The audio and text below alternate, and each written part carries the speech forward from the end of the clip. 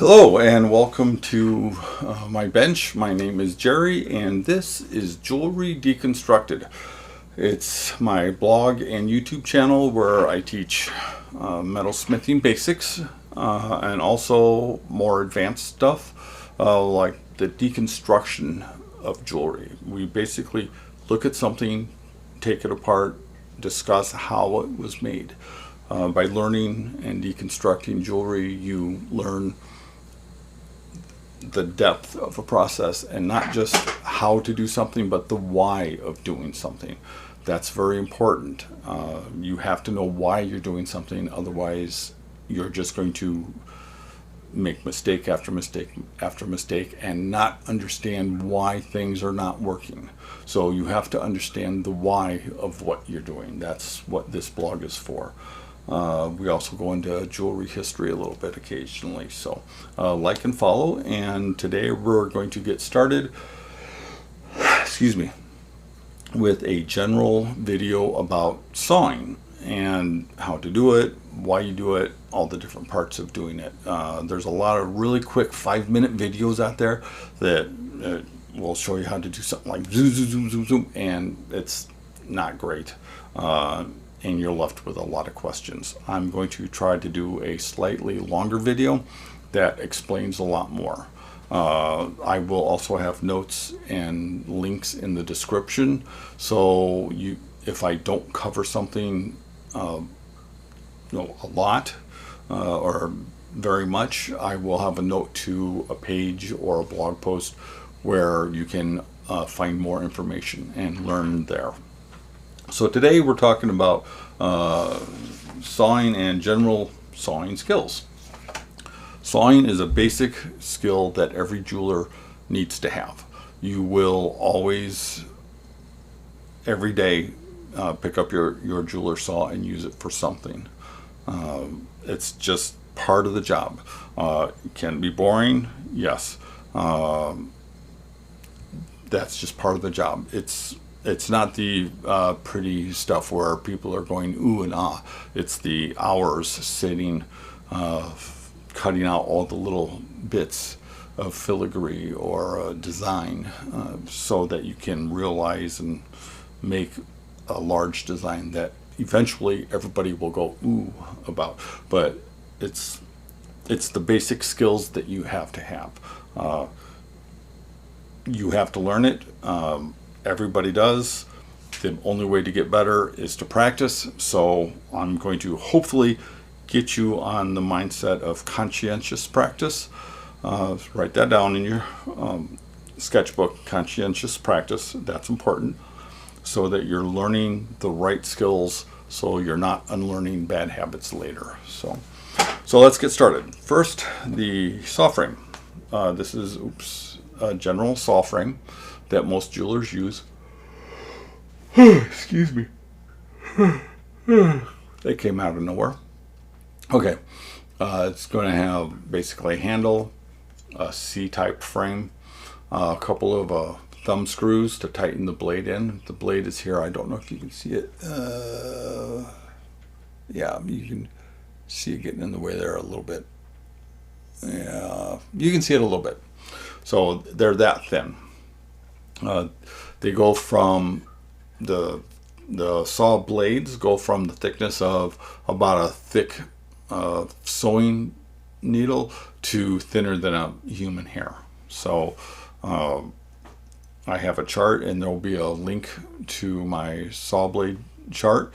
It will tell you the sizes of all the blades, how many teeth per inch there are, and also a gauge for when you're cutting something. You need to know how many saw teeth to put on there, the proper blade for cutting this. Because if you don't have enough saw blades on the metal, or what happens is this catches in between the saw teeth and you break a lot of blades. Speaking of blades, blades come generally in packs of 12. No, that's a pack of 12. Or a gross.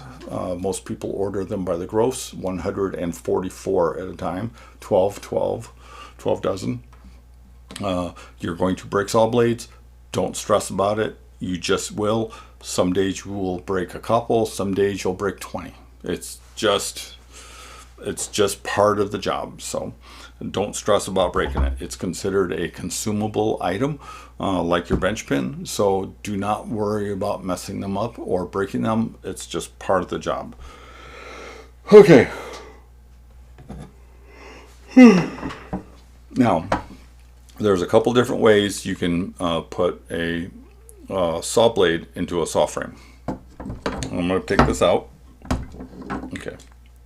So, first thing you want to do when you pull out a new saw blade, and I'm going to put this over here, is, and I'm going to go to the other view. Okay, this should be on the bench. Okay. If you look at the saw blade, it's just like, a saw blade for cutting a big piece of wood, like a hand saw. It's got all the little teeth.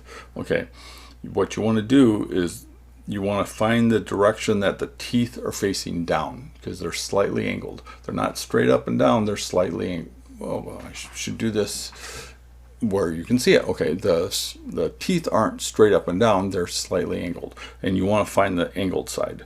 You do that by sliding your finger up, and when your fingernail catches, that's the direction they're facing. Okay, so that's the direction you want to put in your saw frame. So carefully grab this, and can you see that? Nope. Okay. You want to put this in, not all the way to the end. There's a little metal piece here. You want to put it in there, and it's going to pinch it. And then you put that in and you tighten that down, finger tight.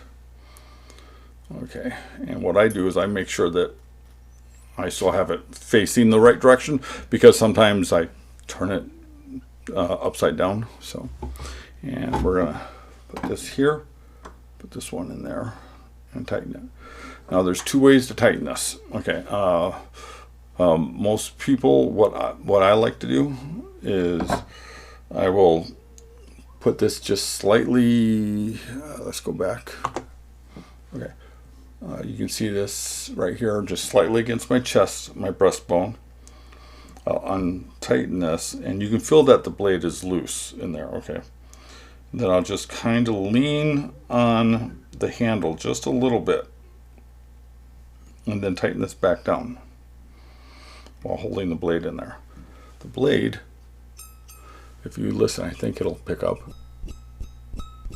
Okay, that blade is now tight because it's striking a musical note. Okay, and it will cut on the downstroke. So as you're cutting down, that's when it actually saws. Okay, there's another way of tightening the saw blade.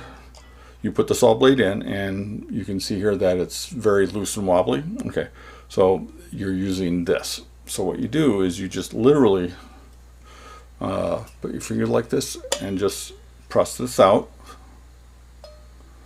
and give it a fairly decent amount of pressure, and then just tighten that screw down to hold it in place. And again,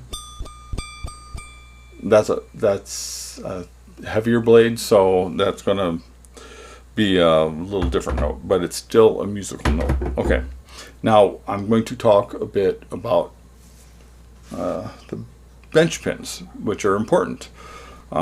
This one here is removable. It's from GRS. It's great because I can add a lot of different tools right here, not just the bench pin. This has a little screw on the bottom. I can pull the bench pin out. The bench pin is basically a piece of wood. These are all bench pins. These are all bench pins.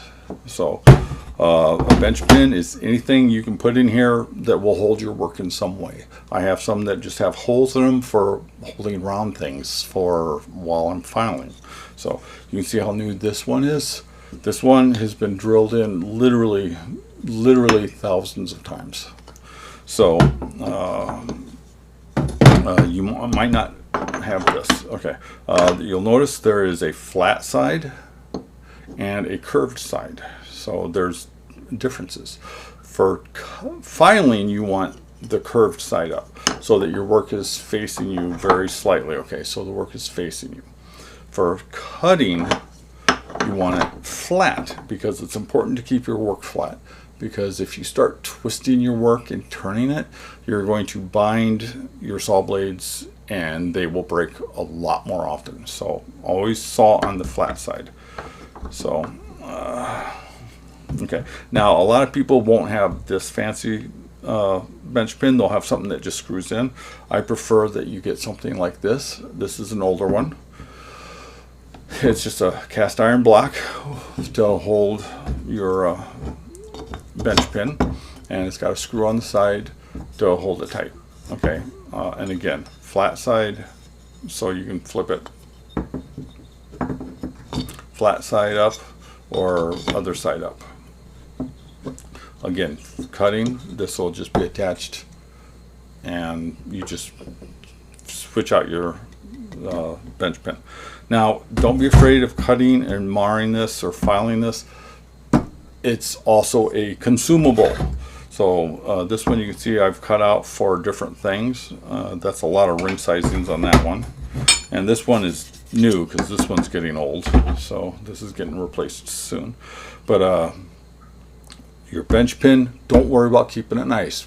Put a couple, I want you to take and go and put a couple of saw cuts in there. I want you to scribble your name on there. Sure, do a happy face. Anything, just to let you know this is not something to be kept perfect and pristine.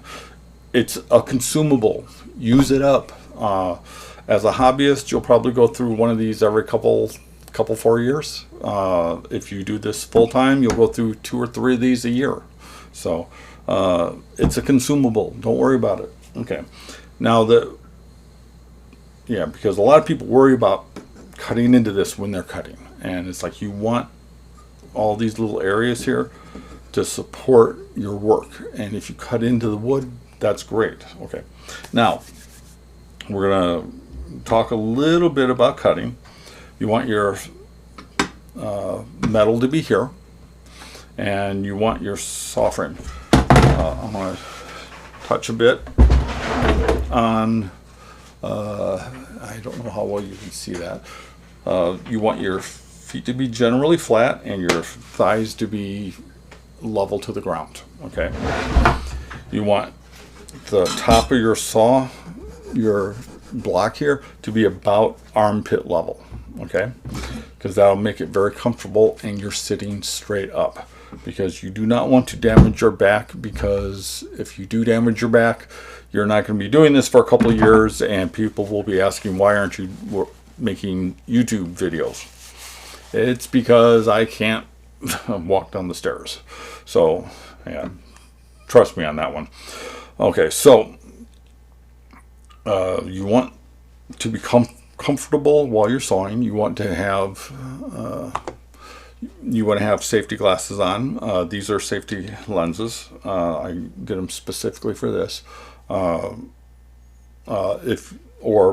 something over them so you can see what you're doing.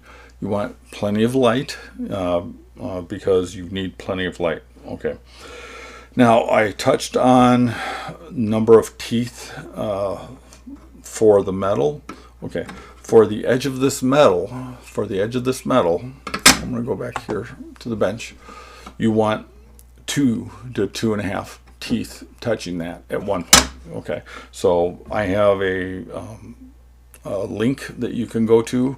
Shows a chart showing what saw blade sizes you use for what thickness of metal.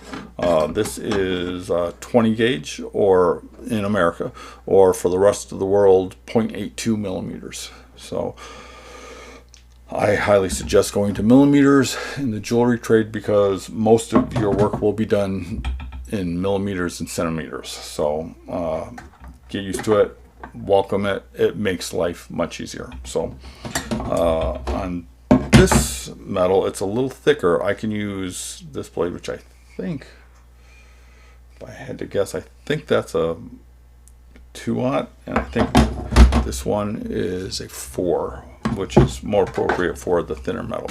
See, this is 0.4 millimeters. It's like half. It's half the thickness of the brass. The copper is half the thickness of the brass. So you want to have a thinner blade with more teeth per inch, so that you can always have 2 pieces on there. Now, if you're cutting a lot of really thin metal, sometimes you can glue a piece of cardboard to the back, like like the cardboard you use for like a file folder. That's a really nice thick cardboard, but easy to cut. You can glue that on there if you're going to cut intricate designs, or you can glue 2 pieces of metal together and then epoxy thinner to get them apart later, and then you can use a thicker blade. But generally you want 2 saw teeth on the metal at all times. Okay, now we have to talk about lubricants, because lubricants are important. A lot of people will use, if I can find it, it's sitting here somewhere. It was sitting here. Oh, there it is. Okay. A lot of people prefer beeswax. That's what I used for years and years and years. Some people, I also use the commercial. It comes in a tube, but this is just what's left of the tube. A commercial burr lubricant for burrs and saw blades. You just run your saw blade through, or run it through. That's it, and it lubricates the blade. Now let's put a line on here. Okay. Also, if you have a lot of scratches, this is an older piece, so it's got a lot of scratches. So what I'm going to do, I'm going to take a little piece of, this is 600. I want to just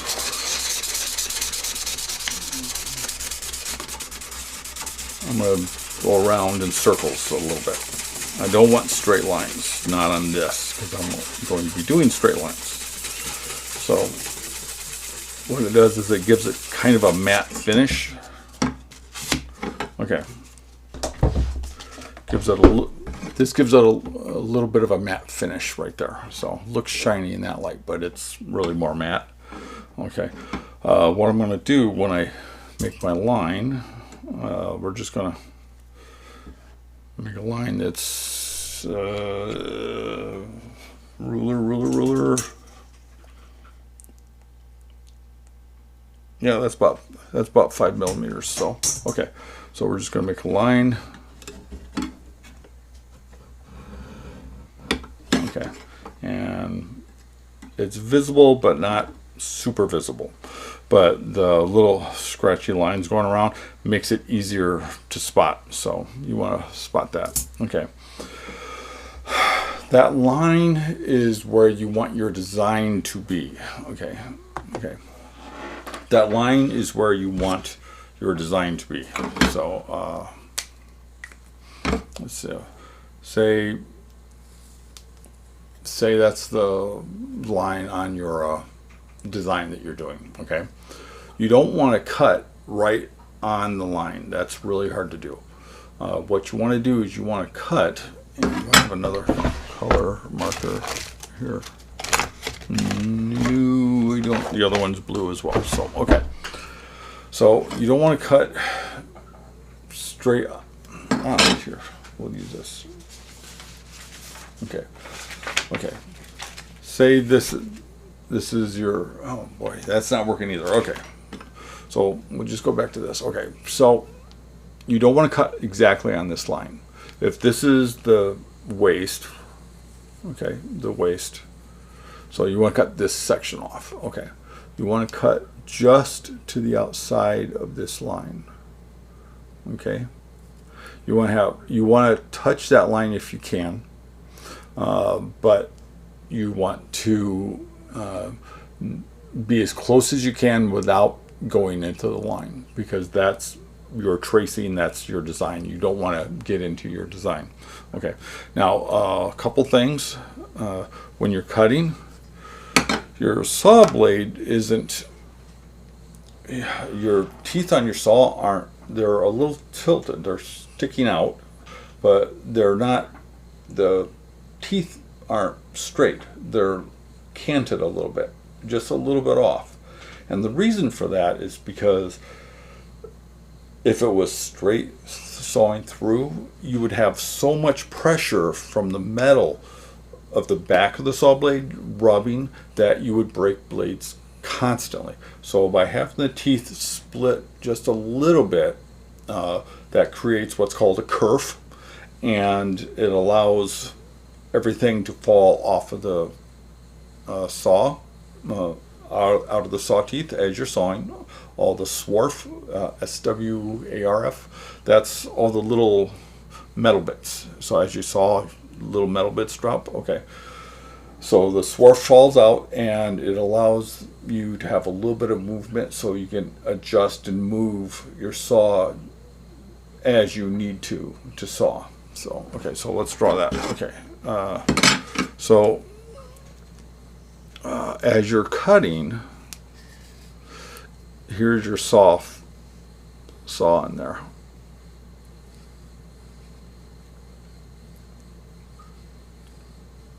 Okay, I am not a great artist. Okay, so you can see as the saw is in there, these teeth are cutting, but it leaves a little space for all the little bits of swarf to fall out. You know, all the little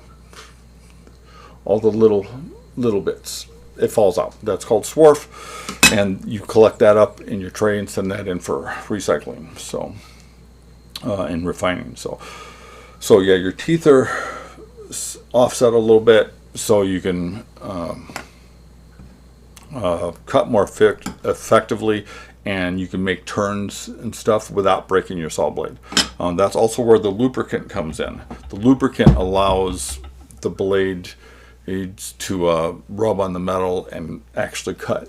It's if you're a guy or I guess even a girl, if you ever used a razor blade, you always want a little bit of soap with it because it makes things go smoothly. If you just dry shave, and anybody in the Army's probably done this, just dry shaved, it's horrible, and you end up hurting, and it's painful, and it's a lot harder to get a smooth shave.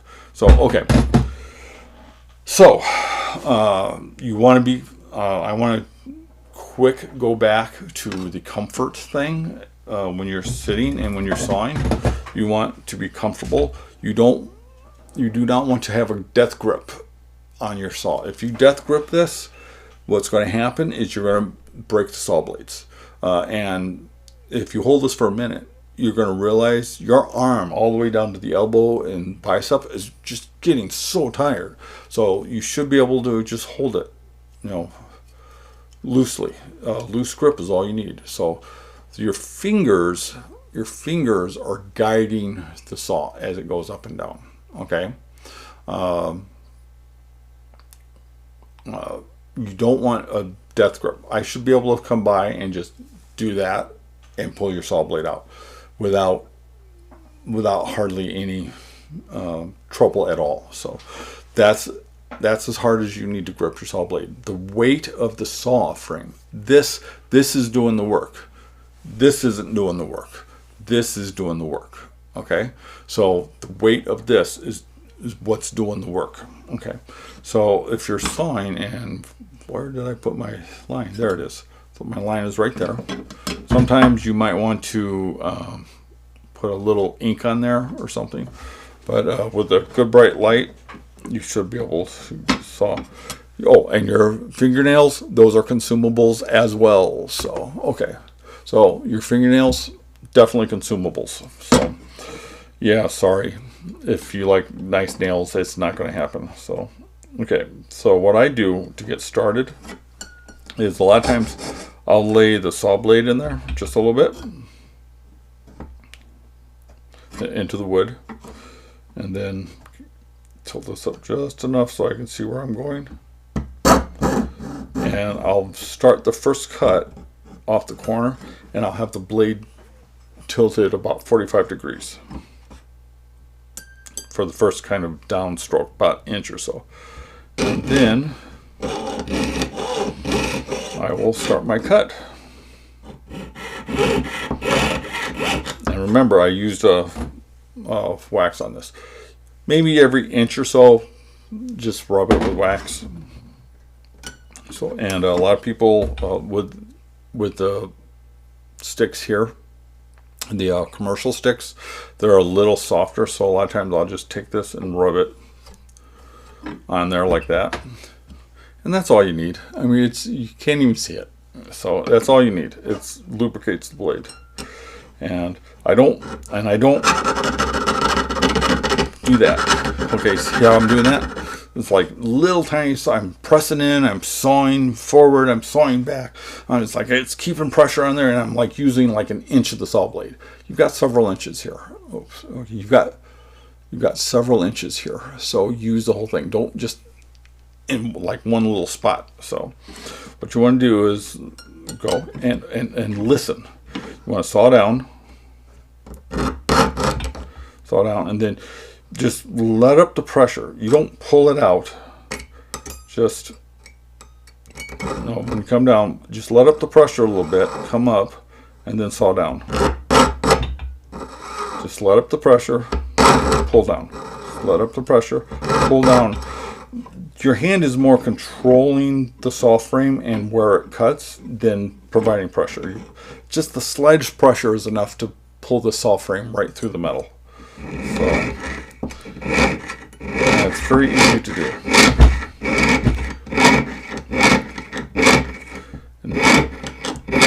And notice the sound. And I can see right here I started to shoot out to the left a little bit. Okay, see, this is where having your saw frame, saw blade be a little thinner than your kerf allows me to spin this back just a little bit to the left.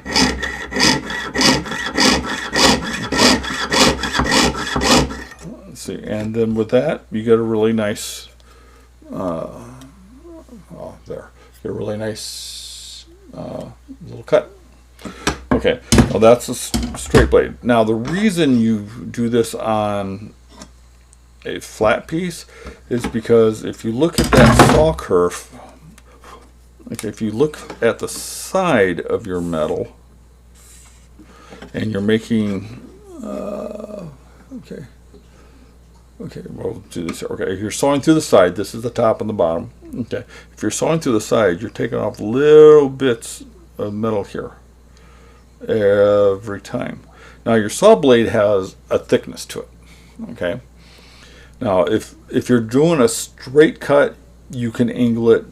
If your saw blade isn't quite right, or if you lost a tooth or something, sometimes that happens, you can angle the saw a little bit to cut a straight line. Okay, now if you're cutting a curved line, if you're looking at this from the top, if you're cutting a curved line, if you're cutting, looking at this is your metal piece. Okay, you visualize what this kerf does when the saw blade goes through it. You're having to make a larger kerf here for the blade to go through, because if the blade, this is so hard to explain. If the blade is tilted forward and you're trying to make a curve, it takes a lot more space inside the metal to have room for the saw blade. So your saw blade wants to kind of do like a little S thing as it's going through. It kind of comes up in the metal, hits that metal, and wants to curve to go in the direction you're telling it to go. So it's kind of a pain. So I always teach, just keep your saw blade straight up and down at all times. So because if you're going to cut a curve,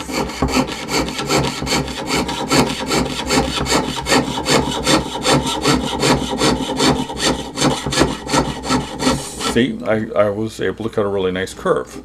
But we're going to straighten this out. Now I'm going to tilt my saw frame, okay? And we're going to see what happens. Okay. If I'm cutting straight and my saw frame is angled, I can cut a straight line. I just have more teeth per inch on the metal itself. But when I start to turn it, you can actually feel it tension in the metal. As you turn it, you can actually feel it get tight, and you can feel it. You can hear it too. Yep, see right there, just broke it. It's that easy. Keep your saw frame up and down at all times. Auto. So keep the saw frame up and down. Keep the saw frame up and down at all times, because when you start to lean it and go for a curve, you're just going to ruin a saw blade. And it's only a few cents, but still, it gets frustrating having to do this. Okay. Now, I also want to touch. This goes back on being comfortable and your back being good. Okay. A lot of people will say you must use a saw frame like this at all times, and you only saw like this. Absolutely, positively, no question. That is the way the gods decreed a jeweler saw to be used, which is complete bull crap. I have stronger words, but we'll go with bull crap. Okay. Some people, if you look at a lot of cultures, they don't have benches like this. They sit on the ground. There's no room for a saw frame. So they do their sawing like this. The saw blade is in here, facing the other direction. Or if they're on the ground doing this, they have plenty of space. And I'm going to go back over here. So if they're on the ground, they have plenty of space with the saw frame like this. Or if you have a bad back, I spent several months trying to work doing this, standing up.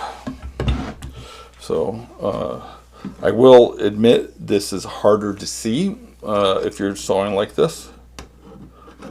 Okay, and we'll just come in here. Let's get a line started. Okay. Oops. And I was bad. I did not use. I was like, why does that sound so bad?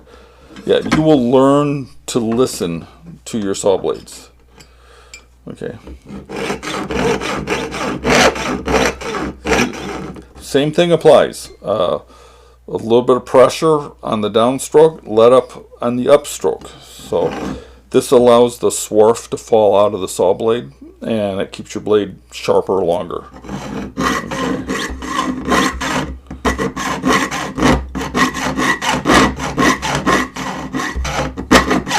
Okay. And this blade got loose, so I'm like, why is that not cutting? So we're going to do this, and we're going to tighten this blade up. Sometimes your blade gets loose. Okay. So you just do this.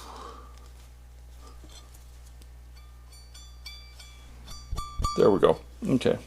And we'll put some more wax on there. I was like, why is that not cutting? And notice it sounded horrible. So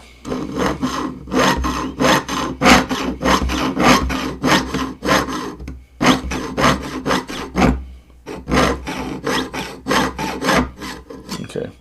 I find when I'm sawing like this, standing up, I have to keep my head off to the side, and it's a little trickier for me to see where I'm going, but it's also, I have to saw a little slower. I think it's just because I'm not used to doing it this way.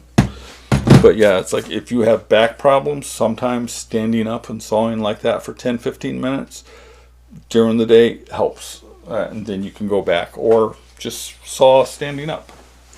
Or if you're sitting on the ground and sawing something, there you go. So a lot of cultures don't have benches like this. They work off